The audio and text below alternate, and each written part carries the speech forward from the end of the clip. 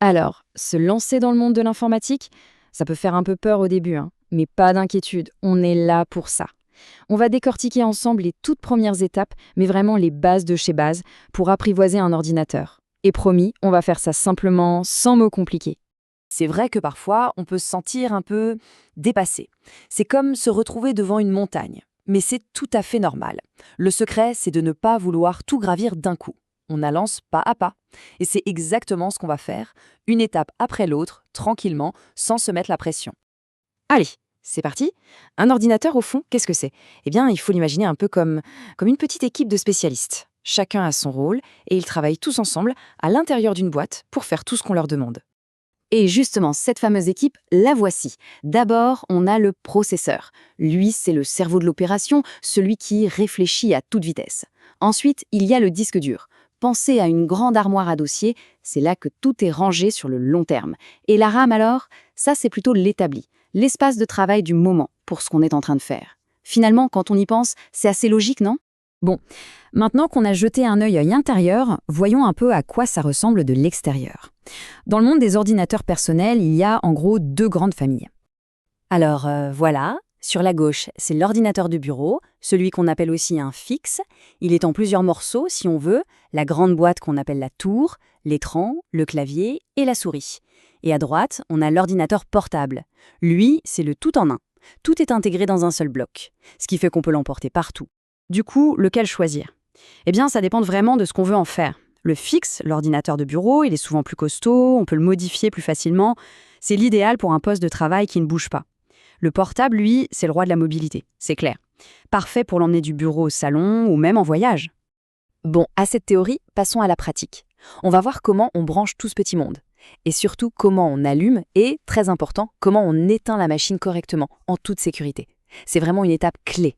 Surtout, pas de panique au moment de brancher les câbles. Honnêtement, c'est un peu comme un jeu de construction pour les enfants. Chaque prise, on appelle ça un port, a une forme bien à elle. C'est impossible de se tromper. On ne peut pas brancher le câble de l'écran là où va le clavier, par exemple.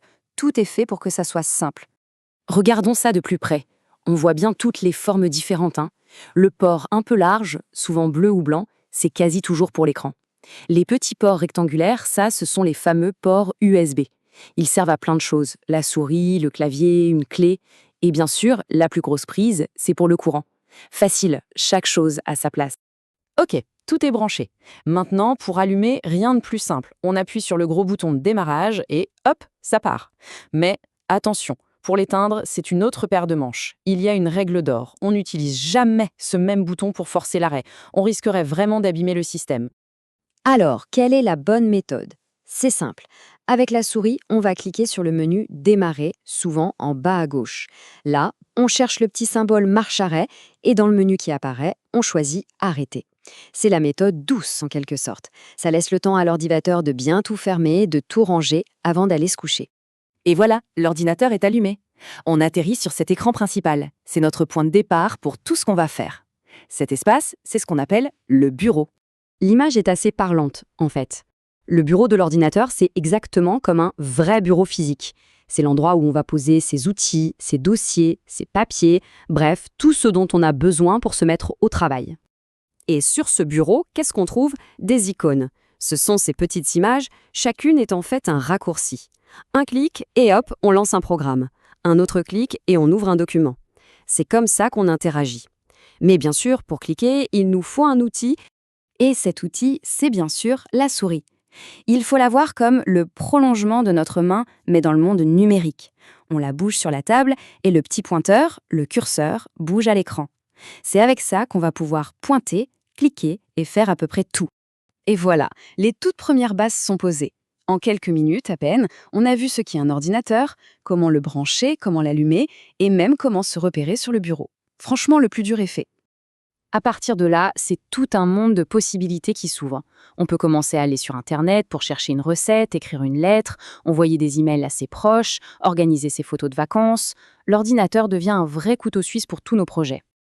Alors, la vraie question maintenant, c'est, une fois la machine prête et ces quelques bases en tête, par quoi on a envie de commencer? Quelle sera la toute première exploration dans ce nouvel univers? C'est le début de l'aventure.